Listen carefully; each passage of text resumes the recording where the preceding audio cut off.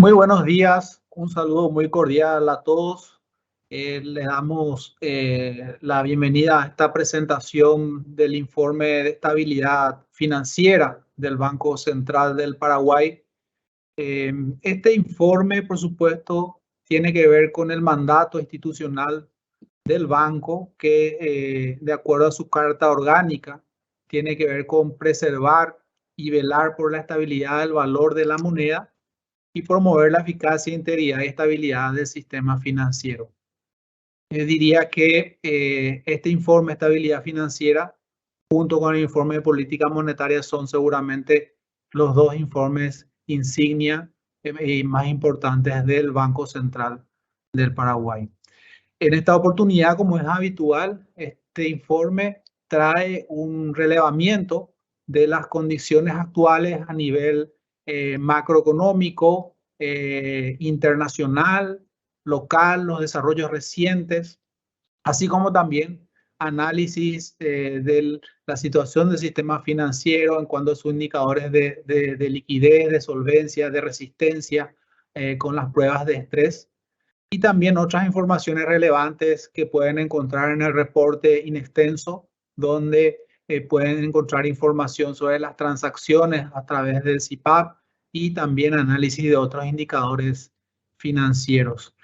En esta oportunidad tengo el gusto y el honor de acompañar a Miguel Mora, el economista jefe, quien va a presentar las partes principales del informe. Y en mi caso, solamente comentar brevemente el contexto internacional relevado para este informe y también los mensajes principales hacia el final de la presentación. Como ustedes saben, estamos, digamos, en un nuevo esquema de presentaciones, buscando estar más de cerca, dialogar. Entonces, la idea es hacer una presentación ejecutiva con los principales indicadores y mensajes y después poder tomar las preguntas que ustedes tengan y dialogar con mucho gusto. Si les parece, entonces podemos empezar, Miguel.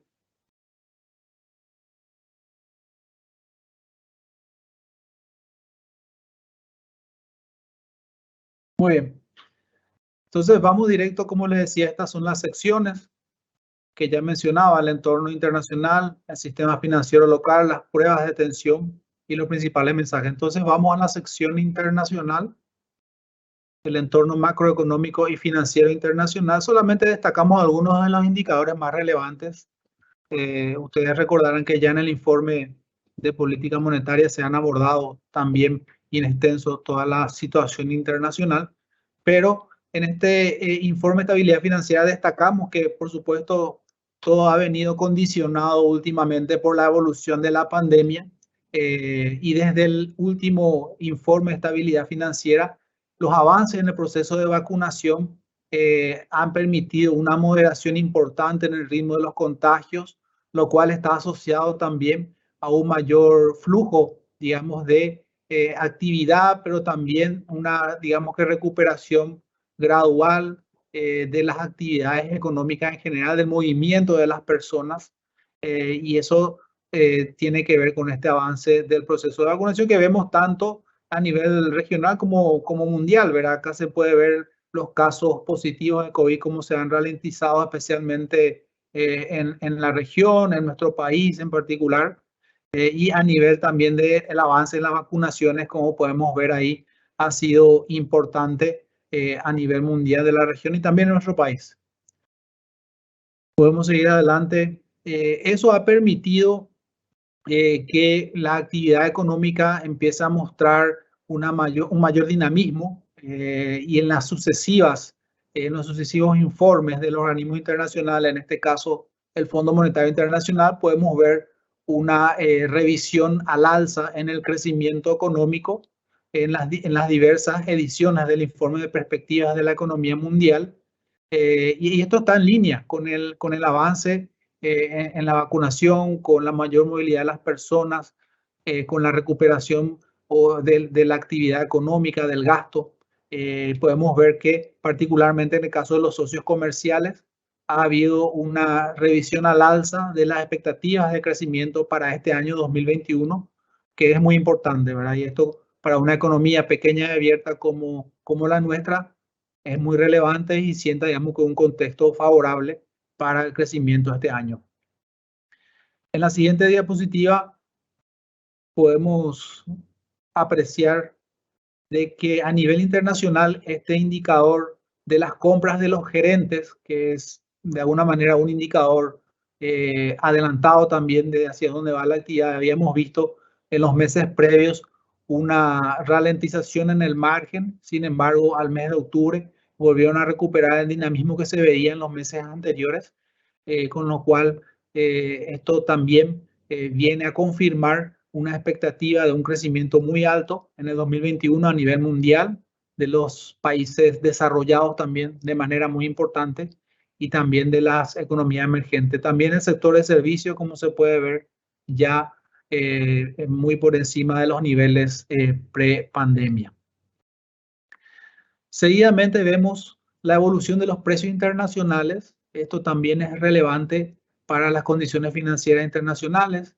Vemos el precio de los commodities, los productos de producción y exportación relevantes para nuestro caso, la soja, la carne y el trigo a nivel internacional cotizan a niveles bastante altos, lo cual hemos visto en informes anteriores que tiene un correlato favorable para la balanza comercial, especialmente por el lado de la mejora de estos precios. Pero también a la par hay una suba generalizada en otros commodities, como el caso de los energéticos y el petróleo. Aquí vemos también una suba importante. El balance de todo esto es positivo. Lo vemos en términos de lo que denominamos como términos de intercambio, que sería la relación entre los precios de nuestras exportaciones versus los precios de nuestras importaciones. Tiende a ser esta una variable muy relevante para el crecimiento económico del país. Y como podemos ver, esto es favorable para el crecimiento, aunque también hay que decir que tiene también su correlato, por supuesto, con los precios internacionales que terminan afectando también la canasta de consumo local. En esta diapositiva vemos las condiciones financieras, la tasa de interés de la Reserva Federal o el Banco Central de los Estados Unidos, que se mantiene en niveles muy bajos. Eso tiene que ver con una política monetaria en este país y en el mundo desarrollado que sigue siendo bastante laxa, con niveles de liquidez todavía bastante amplios, fruto de las medidas tomadas para paliar o contrarrestar los efectos adversos de la pandemia en el ámbito económico. Esto se prevé que vaya a continuar durante este año y durante probablemente la mayor parte del año que viene. Sin embargo, con la reciente divulgación de las minutas de las reuniones del Banco Central de los Estados Unidos, se empieza a ver que el retiro de estímulos con la compra de activos en el mercado internacional puede quizás tener un ritmo mayor hacia adelante.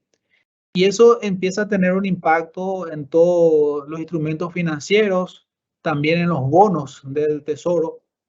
Vemos que hay un aumento en los rendimientos de los bonos desde más o menos fines del año pasado, y este año podemos ver que siguen ahí en un proceso en el margen, digamos, de suba levemente. Y esto tiene que ver con un proceso de recuperación de la economía, dado que hay una recuperación, probablemente los agentes se vuelcan hacia títulos de renta variable, y eso significa entonces que el precio de estos títulos de renta fija va cayendo al tiempo que su rendimiento va subiendo, pero también es un reflejo probablemente de expectativas de una inflación más alta para este año 2021. Esto en general es la tónica, si bien acá estamos destacando a Estados Unidos, en general digamos que la tónica que se puede ver de las economías avanzadas. Siguiendo hacia adelante, a nivel de los países emergentes en desarrollo de la región, los spread o primas por riesgo soberano se han mantenido más o menos estables, con algunos casos puntuales donde suben el margen, quizás por preocupaciones puntuales que existen en algunos de estos países. Sin embargo, las condiciones de financiamiento siguen siendo bastante favorables a nivel internacional para los países emergentes para acceder, digamos que al financiamiento externo. El dólar cotiza en los últimos meses, digamos que ha ganado valor, se ha apreciado y eso un poco tiene que ver también con las expectativas probablemente de subas de tasas y de retiro de estímulos y el impacto que va a tener en la economía mundial. La contrapartida a eso, por supuesto, es que las monedas de los países emergentes probablemente van a perder valor o se van a depreciar y eso también es otra información relevante para los indicadores financieros, para la situación financiera, para los flujos de capital hacia los países emergentes. Creo que eso es todo respecto a la situación internacional. Entonces, ahora le cedo la palabra a Miguel Mora. Perfecto. Muchas gracias, Humberto, por esa introducción, digamos, del escenario internacional. En el plano local, mencionar en primer lugar que el activo total, ¿verdad? Y su principal componente, el crédito, han continuado con una buena dinámica consistente con la recuperación de la economía que estamos viendo, ¿verdad? Recordemos que la economía está creciendo a una tasa aproximadamente del 5,7%, ¿verdad? Tras, digamos, la caída que había experimentado la economía tanto en el 2019 como en el 2020. En ese sentido, podemos ver acá la evolución de los activos que han mostrado una tasa interanual bastante alta desde inicio, digamos, de la pandemia. Habían crecido una tasa en algún momento, digamos, del 2020, julio, agosto, del 17,3%.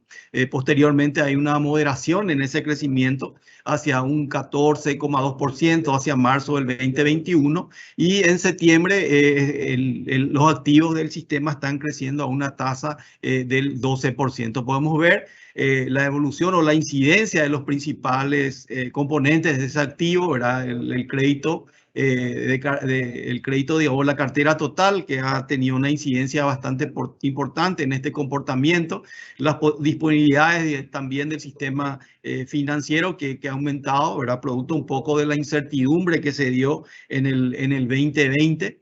También los activos en el Banco Central también han tenido una incidencia importante, un poco reflejo también esto de las medidas de política monetaria, crediticia y sobre todo de liquidez que implementó el Banco Central durante el 2020 como una forma de favorecer el crecimiento principalmente de la cartera de crédito en un momento donde la mayor parte, digamos, de los agentes económicos tenían una alta percepción, digamos, de riesgo, ¿verdad? Por parte del sistema financiero. En el 12% de crecimiento interanual podemos identificar justamente que la mayor incidencia en el mes de septiembre de 2021 está dado por la cartera de créditos, también, digamos, por otros activos. Con una incidencia del 3,1%, básicamente compuesta por operaciones de reporto, ¿verdad? Con títulos públicos y especialmente para la facilidad de crédito especial, que fue una de las medidas justamente que se implementó desde el Banco Central. También los activos en el BCP, compuesto principalmente por la cuenta corriente, el encaje y principalmente la facilidad permanente de depósito, ¿verdad? Que justamente vemos que en los meses anteriores mostró, digamos, una importante liquidez, al menos, digamos, mirando estos activos. Y mirando un poco cómo ha sido la evolución del crédito, ¿verdad? De esa cartera o de los activos del sistema, vemos que a pesar de que generalmente el crédito tiene un comportamiento procíclico, al caer la actividad económica, generalmente también esto acompaña una caída del crédito. No obstante, por las medidas implementadas, hubo un crecimiento bastante importante de niveles, digamos, de 3,2% del crédito total hacia niveles del 8,8%, excluyendo el efecto cambiario. Y si miramos en moneda nacional, ese crecimiento, si bien se ha moderado en el periodo reciente, sigue siendo importante, creciendo a una tasa del 12,3%, donde principalmente se destacan los créditos al comercio al por mayor, construcción, consumo, y también el comportamiento que ha tenido los créditos en moneda extranjera, ¿verdad? Que habían tenido una caída bastante importante hacia septiembre del 2020, pero que posteriormente muestran una recuperación bastante rápida, en línea un poco con lo que ha sido también lo que hablaba justamente Humberto, de un aumento importante de los precios internacionales y que han favorecido principalmente a nuestras exportaciones, digamos, de soja, ¿verdad? Y derivados, ¿verdad? Y también acompañado de un ingreso importante por exportaciones cárnicas, ¿verdad? En general, ese crecimiento está explicado en gran medida por todo el negocio, digamos, de agrobusiness, comercio al por mayor, que básicamente está constituida en su mayor parte por importaciones que demuestran una dinámica de crecimiento también bastante importante tras una caída, digamos, que experimentó las importaciones en el 2020 y también las manufacturas, ¿verdad?, que muestran un buen dinamismo. Eso sería como los principales drivers, digamos, que explica el crecimiento, digamos, de los créditos en la economía. Y también la evolución del pasivo se relaciona con su principal componente, los depósitos, los cuales han mostrado un gran impulso durante el 2020 y desde el último 10 han reportado una menor dinámica en su crecimiento, ¿verdad? Justamente podemos ver que el principal componente del pasivo son los depósitos, ¿verdad? Y también, digamos, se resalta otros pasivos, ¿verdad? Como por ejemplo las operaciones a liquidar, principalmente operaciones de reporto. También, digamos, los otros valores emitidos que básicamente son bonos subordinados del sistema financiero y no financiero, pero principalmente, ¿verdad? O la principal fuente de fondeo sigue siendo, digamos, los depósitos. Y acá podemos ver un comportamiento de los depósitos, el total, digamos, creciendo a una tasa del 11%, si bien previamente se había expandido a una tasa a una tasa mayor, un producto un poco también de las inversiones en activos de corto plazo que habían hecho la mayor parte de los agentes económicos como consecuencia de la incertidumbre, ¿verdad? Y que justamente llevó a que estos agentes puedan depositar o tener un activo, digamos, a la mano, ¿verdad? Pensando justamente en los efectos, digamos, de la incertidumbre que produjo la pandemia. Por su parte, la tasa de morosidad se ha mantenido en niveles acotados como resultado de las medidas excepcionales de apoyo que permitieron la postergación del pago de las deudas, principalmente las medidas crediticias adoptadas desde el Banco Central de tal manera a precautelar la calidad, digamos, del cliente y no, digamos, dejar o no, digamos, obligar a que no sea más sujeto de crédito del sistema financiero. Acá podemos ver la morosidad total, que si bien respecto a diciembre de 2020 muestra un aumento, hay una moderación, digamos, en los meses de marzo, junio y septiembre en torno al 3%. En moneda nacional también hay un crecimiento, no obstante hay una reducción en el margen en el periodo junio-septiembre. Y en moneda extranjera sí, digamos, hay una suba y básicamente esto estaría respondiendo principalmente a vencimientos de créditos que se han otorgado bajo medidas excepcionales del COVID-19. No obstante, podemos ver que tomando la morosidad, digamos, más estresada, que contempla, digamos, la tasa de morosidad normal, más 2R, más medidas transitorias y medidas excepcionales, sobre la cartera total de un 19%, digamos, que se había observado. en meses anteriores, hay una reducción en torno a un 16%, y esto principalmente se explica por el repago, digamos, de una parte de los créditos renegociados y en particular de los reprogramados. Las previsiones totales representan más del 100% de los créditos vencidos del sistema. Acá podemos ver justamente las previsiones sobre la cartera vencida, digamos, son más, digamos, del 100%, ¿verdad? En el último dato de septiembre de 21 cubren, digamos, un 124,8% de la cartera vencida, y estas previsiones respecto a la cartera total representa un 3,7% de esa cartera. Los indicadores de rentabilidad se han mantenido relativamente estables, descontinuando la trayectoria descendente observada el año pasado, y los ratios de solvencia superan holgadamente los requerimientos mínimos establecidos, digamos, por Basilea. Acá podemos ver esa trayectoria, ¿verdad? El inicio de la pandemia, ¿verdad? Cómo afectó principalmente la rentabilidad de los bancos, ¿verdad? Y financiera, del sistema financiero medido por el ROA o por el ROE.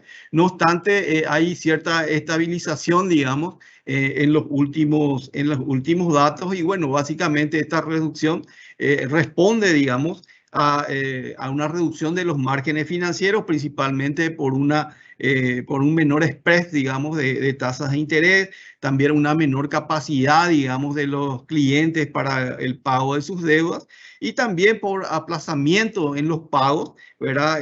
Dado que muchos clientes se han acogido, digamos, a la reprogramación. Un poco eso serían los factores que explican, digamos, este comportamiento de la rentabilidad, ¿verdad? Que mirando el ROE se había mantenido en niveles del 20%, hoy, digamos, se encuentra en niveles del 13,7%, con un cambio, como mencionaba, en esa tendencia, un poco relacionando con esta actividad económica bastante dinámica que estamos observando en lo que va del año, y bueno, que se constituye en un factor bastante importante, principalmente para el pago de los compromisos por parte de los agentes económicos.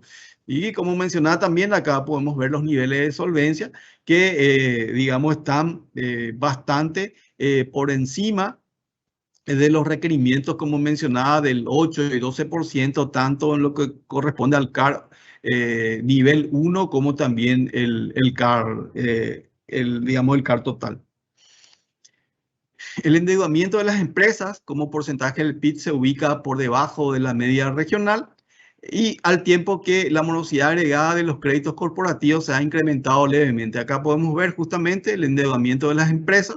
Está en torno a un 26,5%, por debajo de los niveles de la región, que están en un 45,9%, y también de las economías emergentes, ¿verdad? Que está mucho más arriba, en torno al 117,3%. Aunque mencionar también que el endeudamiento de las empresas acá lo estamos midiendo principalmente por los datos que disponemos del sistema financiero. Y podemos acá observar también la morosidad a nivel de las distintas ramas de actividad económica, mirando lógicamente también que la morosidad total, ¿verdad?, de las empresas está en un 2%, levemente por encima del 1,9% que habíamos observado en septiembre del 2020.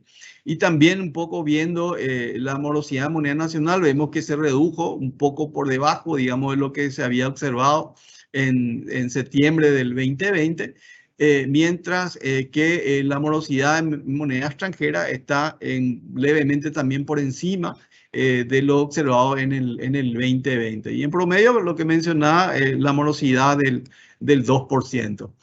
También desde el IEF anterior, el endeudamiento de los hogares se incrementó, mientras que la calidad del crédito de consumo se ha deteriorado. Acá podemos ver cómo ha aumentado, digamos, en términos interanuales la deuda de los hogares. Actualmente están, a septiembre del 2020 está creciendo a un nivel del 7,8%. donde destaca principalmente las incidencias de endeudamiento en vivienda, digamos, como lo más importante. Y también lo que podemos ver es el crecimiento, ¿verdad? De la morosidad, ¿verdad? Por el lado del consumo principalmente, y bueno, un poco, digamos, más, sin mayor cambio, bastante acotado, ¿verdad? Lo que se refiere a la morosidad, digamos, de vivienda, ¿verdad? Y eso, poco como mencionaba anteriormente, principalmente está explicado por vencimientos de créditos otorgados bajo la modalidad o las medidas excepcionales de COVID-19. Ahora, respecto a las pruebas de tensión o stress test, mencionamos que las pruebas de tensión indican que el sistema financiero mantiene una posición de solvencia adecuada tras simular shocks extremos con baja probabilidad de ocurrencia. Acá lo que hicimos fue justamente un shock, digamos, de riesgo de crédito en la solvencia, donde se simula que parte, digamos, de la cartera vigente del sistema pasa a ser vencida en niveles del 6 y 8% aproximadamente de esa cartera. Y vemos que antes de ese choque, ¿verdad? El ratio de adecuación capital, ¿verdad? Se ubica en promedio en un nivel del 19,5% y tras ese choque, digamos, de riesgo de crédito, se ubica en 17,7%, ¿verdad? Por encima de los requerimientos legales. Y en el caso de la morosidad pasa, digamos, de un 2,9% antes del choque a un 10,7%. Y a pesar de eso, igual, digamos, como mencionaba, el ratio de adecuación de capital se encuentra por encima de los niveles legales exigidos. Hasta ahí sería, digamos, la parte de sistema financiero local y pruebas de tensión. Sí, Humberto, sí. Sí, muchas gracias, Miguel. Bastante claro todo. Y para ir resumiendo el informe y esta presentación en particular, los principales mensajes nada más para enfatizar. El activo total del sistema financiero continúa con una muy buena dinámica en los últimos meses, aunque se verifica un menor crecimiento respecto al 2020.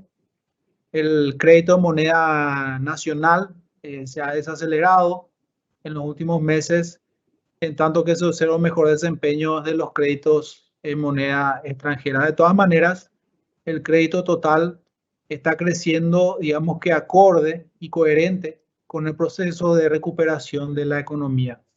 Por el lado de los pasivos, luego del gran dinamismo visto en el 2020, se ha venido registrando una desaceleración en el ritmo de crecimiento. Los pasivos y principalmente los depósitos siguen creciendo, el principal componente del pasivo, siguen creciendo aunque a una tasa menor, lo cual vemos también que pues, es algo positivo. El año pasado, la economía, los agentes, las familias, en un contexto de incertidumbre, aumentaron sus depósitos en el sistema financiero, lo cual ha sido muy bueno.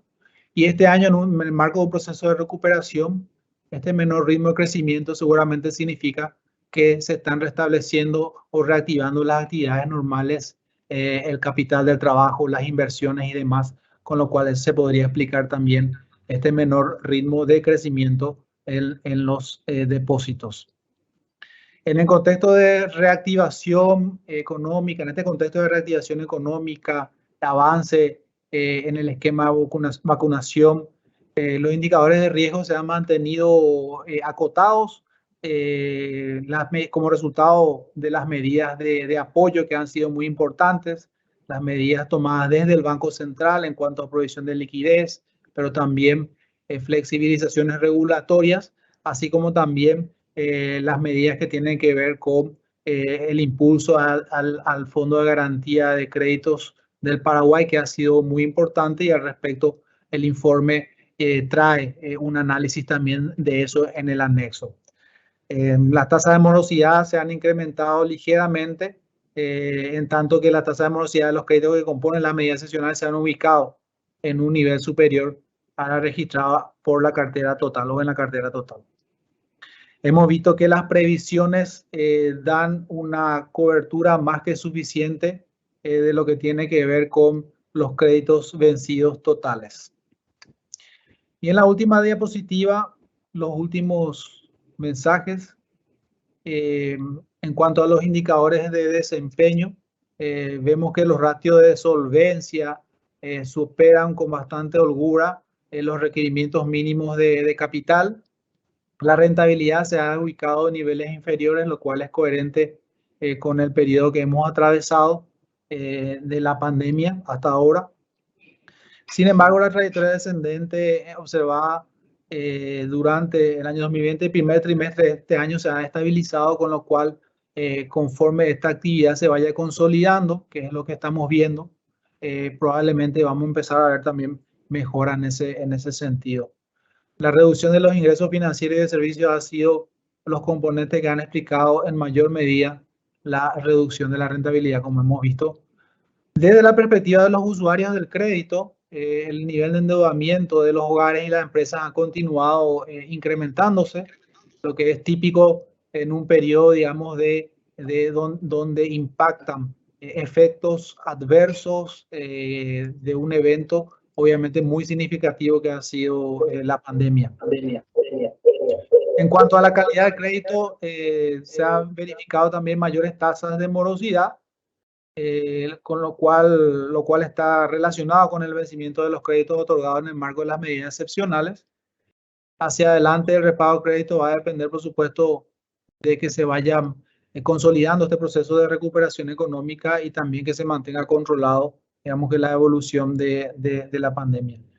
Finalmente, y otro tema muy relevante tiene que ver con las pruebas de estrés, que nos muestran que el sistema financiero mantiene mucha fortaleza, mucha solvencia y capacidad para afrontar la coyuntura actual y los desafíos que se vienen hacia adelante, así como también la demanda de créditos de parte de la empresa, del sector productivo y de las familias en general. Eso es todo respecto al informe y la presentación del informe de estabilidad financiera.